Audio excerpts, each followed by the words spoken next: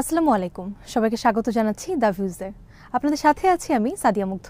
Democratic প্রাইমারিতে mayor পদপ্রার্থী Zohran মামদানির বিজয় গতকাল মঙ্গলবার আনুষ্ঠানিকভাবে নিশ্চিত করেছে নিউ ইয়র্ক সিটির নির্বাচন বোর্ড।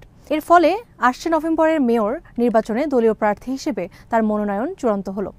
গতকাল প্রকাশিত র্যাঙ্কড চয়েস ভোটের ফলাফলে দেখা গেছে জোহরান তৃতীয় ধাপে 56% ভোট পেয়ে জয় নিশ্চিত করেছেন। অথচ তুলনামূলকভাবে অপরিচিত নিউ ইয়র্ক স্টেট অ্যাসেম্বলির সদস্য হিসেবে ভোটের প্রচার শুরু করেছিলেন তিনি। তৃতীয় ধাপে জয় পেতে একজন প্রার্থীকে কমপক্ষে 50% ভোট পেতে হয়। নিউ ইয়র্কে 2021 সাল থেকে শুরু হয় র্যাঙ্কড চয়েস ভিত্তিতে ভোট গ্রহণ। ডেমোক্র্যাট দলের প্রার্থী হিসেবে জোহরান নিউ ইয়র্কের মেয়র নির্বাচনে বর্তমান মেয়র এরিক অ্যাডামসের মুখোমুখি হবেন। 2021 সালে প্রথমবারের মতো মেয়র নির্বাচনে ডেমোক্রেটিক দলের প্রার্থী হিসেবে জয় পান অ্যাডামস।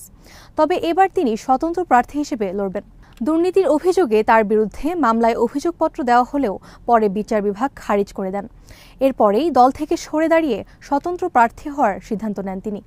সামাজিক যোগাযোগ মাধ্যম এক্সে পোস্ট করা একটি নতুন ভিডিওতে জোহরান তার প্রাইমারিতে পাওয়া জয়কে 2021 সালে অ্যাডামসের নির্বাচনী প্রচারের সঙ্গে তুলনা করেছেন।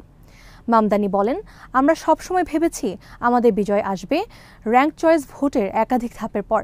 প্রথম রাউন্ডেই যখন আমরা এত ভোট পেলাম, যা এরিক অ্যাডামস গত নির্বাচনের 7 রাউন্ড মিলিয়েও পাননি, এটা সত্যিই বিস্ময়কর ছিল।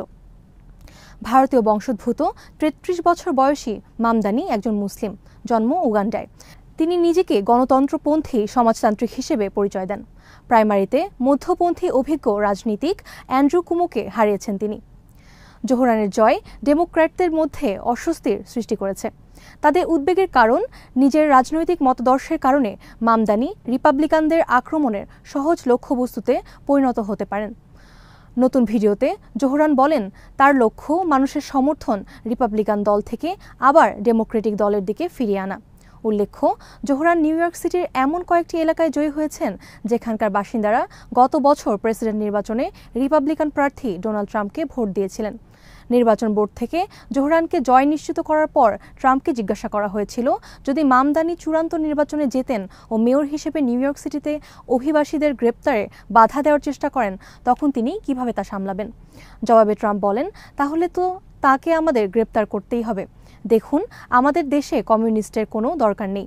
যদি কেউ থাকে তবে আমি দেশের পক্ষ থেকে খুব সতর্কতার সঙ্গে তার উপর নজর রাখব।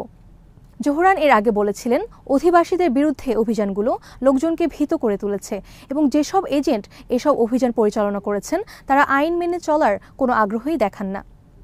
গত সপ্তাহে প্রাইমারির প্রাথমিক ফলাফল ঘোষণার পর সাবেক গভর্নর অ্যান্ড্রু কুমো তার প্রতিদ্বন্দ্বী জোহরানকে ফোন করে প্রতিযোগিতা থেকে সরে দাঁড়ানোর ঘোষণা দিয়েছিলেন।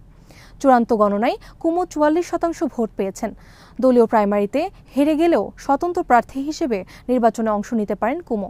তবে এখনও পর্যন্ত প্রকাশ্যে এটি নিয়ে তিনি কোনো মন্তব্য করেননি। অ্যাডামসের পাশাপাশি জোহরান রিপাবলিকান প্রার্থী কার্টিস লিওয়া ও স্বতন্ত্র প্রার্থী অ্যাটর্নি জিম ওয়ালজনের মুখোমুখি হবেন। আজ এখানে শেষ করছি।